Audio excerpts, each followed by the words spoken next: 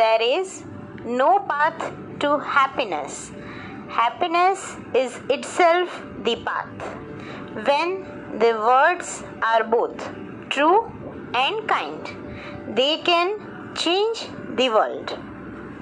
मेरे सभी उपकारक ज्ञानदाता गुरुजनों को सादर प्रणाम। आप सभी का बहुत बहुत स्वागत है।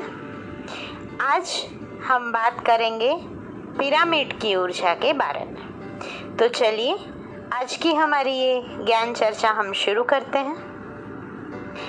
ग्रीक भाषा में पायरा या पीरा इसका अर्थ है अग्नि और मिड इसका अर्थ है केंद्र, अर्थात त्रिभुजाकार आकृति जो अग्नि ऊर्जा का मूल केंद्र है। पिरामिड का अर्थ शक्ति अर्थात ऊर्जा से है। ब्रह्मांड की विद्युत चुंबकीय किरण और तरंगे पिरामिड में प्रवेश करती हैं और उसकी दीवारों से टकराकर परावर्तन के नियम के अनुसार ऊर्जा का निर्माण करके पिरामिड के अंदर प्रेषित करती है। पिरामिड के अंदर कॉस्मिक विंड चलता रहता है जो कि पिरामिड की ज्ञात एवं अज्ञात दोनों प्रकार की शक्तियों का अखूट पुंज है। ब्रह्मांड में व्याप्त सभी शक्तियों का संग्रह एवं मेल पिरामिड के अंदर जमा होता है। इसमें अधिक ऊर्जा के हेतु नीचे 9 पिरामिड्स को रखा जाता है। वैसे भी हम देखें तो 9 का जो अंक है वो शक्ति का प्रतीक है। साथ साथ में 9 नंबर के अधिष्ठायक ग्रह है मंगल ग्रह, तो मंगल ग्रह स्वामी है 9 नंबर के।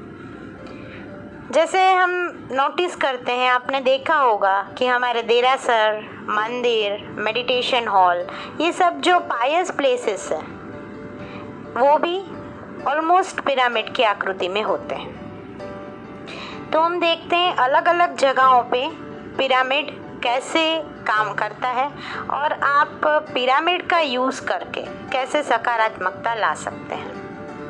सबसे पहला हम देखेंगे कि वास्तु दोष में पिरामिड का क्या महत्व है। आपके घर के ऊपरी हिस्से में पिरामिड बनवाने से घर के सारे वास्तु दोष का शमन हो जाता है। साथ में ही उस घर में रहने वाले हर एक व्यक्ति को बहुत ही अच्छा स्वास्थ्य मिलता है, तो वो दीर्घायु होते हैं, निरोगी होते हैं, धार्मिक एवं शुभ विचार वाले होते हैं। दूसरा बात करें तो धर्म और अध्यात्म में पिरामिड कहाँ पर यूज होता है, तो पूजा कक्ष के ऊपर अगर आप पिरामिड बनवाते हो और उसके नीचे बैठ के, सेंटर में बैठ के अगर आप ध्यान करते हो तो जो सकारात्मक ऊर्जा है वो सकारात्मक ऊर्जा की प्राप्ति प्रचुर मात्रा में होती है। एकाग्रता व स्मरण शक्ति के लिए ये जो स्पेशल टिप है, ये खास स्टूडेंट्स के लिए एक टिप यहाँ पर मैं देना चाहूँगी कि आप एक बर्तन में चावल लीजिए, उसके ऊपर पिरामिड रखिए, उसके बाद श्री सरस्वती देवी का बीज मंत्र ओम ऐं नमः या फिर श्री भक्तामर महास्तोत्र की गाथा नंबर 6 अल्प श्रुतम श्रुतवताम उसको 21 बार रुद्धि मंत्र के साथ जाप करें और फिर उन चावलों की खीर बनाकर बच्चों को खिलाने से उनकी एकाग्रता बढ़ती है, साथ साथ में उनकी स्मरण शक्ति में भी अद्भुत वृद्धि होती है। आर्थिक संपदा व व्यापार की वृद्धि के लिए पिरामिड कैसे मदद करता है, तो शुभ मुहूर्त में आपको पिरामिड लेके आना है और श्री लक्ष्मी देवी के मंत्रों के साथ इसको अभिमंत्रित करके ईशान कोने में या फिर उत्तर दिशा में रखने से आपको धन में बहुत अच्छा फायदा होगा और आपका बिजनेस के अंदर व्यापार वृद्धि बहुत जल्दी से बढ़ेगा। कोई भी प्रकार के रोग को निवारण करने के लिए पिरामिड को हम कैसे यूज़ करें, तो जिस अंग में आपको रोग हो या तो उस पार्ट पर या फिर उसके रिलेटेड चक्र के ऊपर उसी कलर का पिरामिड रख सकते हैं, या फिर आप तांबे का पिरामिड 5 से 10 मिनट रखिए या उसको बांध दीजिए वहाँ पर, तो भी आपको उस रोग को निवारण करने में शीघ्र मदद मिलेगी। इसके अलावा आपको अपने ऑफिस में आप जहाँ बैठते हैं वहाँ कुर्सी के नीचे पिरामिड रखने से सकारात्मक ऊर्जा मिलेगी। साथ साथ में आपके जॉब प्लेस पर आपकी जो कार्य क्षमता है वो बढ़ जाएगी। शरीर में स्फूर्ति भी बनी रहेगी। और एक और टिप है कि रात को आप जब सोते हैं तो पलंग के नीचे अगर आप पिरामिड रखते हैं तो आपको बहुत ही अच्छी और गहरी नींद आती है।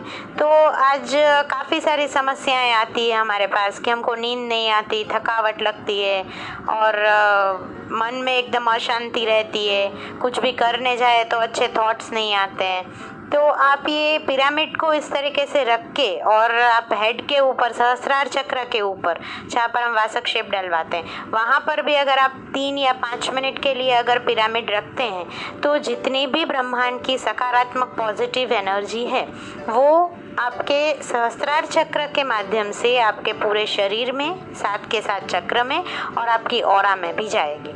तो ये हो गई पिरामिड के बारे में बहुत सारी बातें आज हमने करी। अलग अलग बातों को लेके हम आपके सामने प्रस्तुत होते रहेंगे। चलिए हम शुरू करते हैं। श्री भक्तामर महास्तोत्र की भक्तिमय भावधारा को हम आगे बढ़ाते हैं और शुद्ध उच्चारण के साथ गाथा नंबर 32 से 36 के काव्य, रुद्धि, मंत्र एवं प्रभाव के बारे में आज हम बात करते हैं। 32 नंबर का हमारा काव्य है जो बोला गया है कि लक्ष्मी लाभ के लिए और लक्ष्मी प्रदायक काव्य जिसे बोला गया है। और इस काव्य का जो मंत्र है वो है कलिकुंड पार्श्वनाथ दादा का मंत्र। कलिकुंड पार्श्वनाथ और धोलका, जो गुजरात के अंदर धोलका है, वो धोलका के जो जंगल थे वहाँ पर पार्श्व प्रभु जी स्वयं विहार करे हैं, ध्यान करे हैं। तो जब भी आपको कलिकुंड जाने का मौका मिले ज़रूर जाइए। महाप्रभावक ये मंत्र है। 32 नंबर का गाथा हमारा। उन्निद्र हे मनव पंकज पुंज कांति पर्युल्लसन्न खमयूख शिखाभिरामौ पादौ पदानि तव यत्र जिनेन्द्र दत्तः पद्मानि तत्र विबुधा परिकल्पयन्ति। रुद्धि है ओम ह्रीं अर्हं नमो विप्पो सही पत्ताणम। मंत्र है ओम ह्रीं श्रीं कलिकुंड स्वामिन आगच्छ आगच्छ आत्ममंत्रान् आकर्षय आकर्षय आत्ममंत्रान् रक्ष रक्ष परम मंत्रान् चिंद चिंद मम समिहितं कुरु कुरु स्वाहा।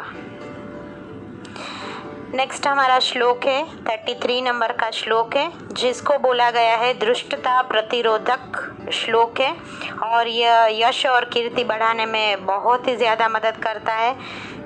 किसी ने मुझे पूछा था कि हमें पुण्य बढ़ाना है, पुण्योदय कैसे बढ़ाए। तो वैसे तो पुण्योदय हम जितने अच्छे काम करते जाएंगे, शुद्ध ज्ञान की भक्ति करते जाएंगे, जितना हम मन से निर्मल रहेंगे, सरल रहेंगे, हमारा पुण्योदय बढ़ता जाएगा। पर फिर भी जब हमें पुण्योदय बढ़ाना है तो उसके लिए भी ये 33 नंबर का श्लोक बहुत ही ज़्यादा मंगलकारी है। तो लेते हैं 33 नंबर का श्लोक। इत्थं यथा तव विभूतिरभुजिनेन्द्र धर्मोपदेशन विधौ न तथा परस्य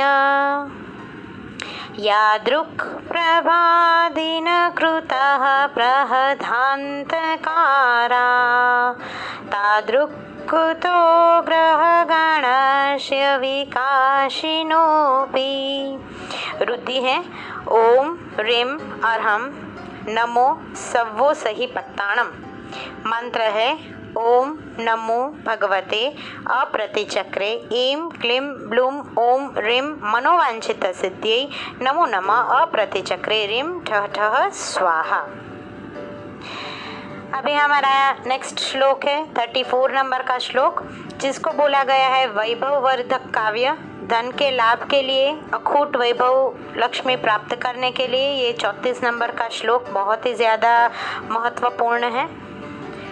शुचन्मदा विलविलोलकपोलमूल मत्त भ्रमद भ्रमरनाद विवृद्धकोपम्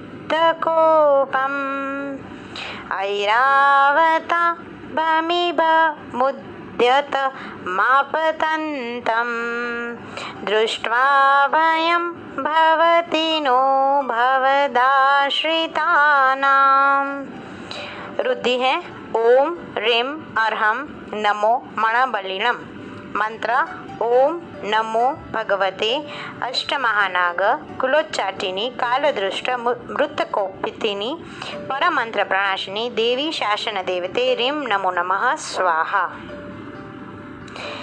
35 नंबर का श्लोक है, जिसको बोला गया है सिंह शक्ति संहारक।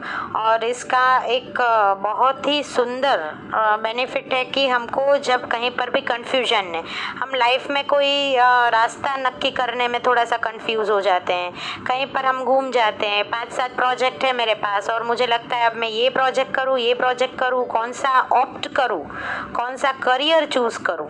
तो ऐसा जब भी आपकी लाइफ में आपको कोई कंफ्यूजन के लिए ये जो 35 नंबर का श्लोक है वो महामंगलकारी श्लोक है। 35 नंबर भिन्ने कुंभगलदुज्ज्वल शोणिताक्त मुक्ताफल प्रकर भूषित भूमिभाग बद्ध क्रमः क्रमगतं हरिणाधिपोऽपि नाक्रामति क्रमयुगा चल संश्रितं ते। रुद्धि है ओम ह्रीं अर्हं नमो वयणबलिनम्। मंत्र ओम नमो येषु वृत्तेषु वक्ष्यमाणा तत्तद्भिः वृतवर्णा एवं मंत्राः पुनः पुनः स्मर्तव्या अतो न पारमंत्र निवेदनाय नमः स्वाहा। और अभी हमारा आज के लिए आखिरी श्लोक है 36 नंबर का श्लोक, जिसको बोला गया है सर्वाग्नि शामक काव्य। और इसका जो मेन बेनिफिट है, आपको राग द्वेष ईर्ष्या अहंकार ये सबका नाश करना है, खुद में से ये सारे दुर्गुणों को हटाना है। तो उसके लिए ये 36 नंबर के श्लोक का आपको पाठन पठन करना है।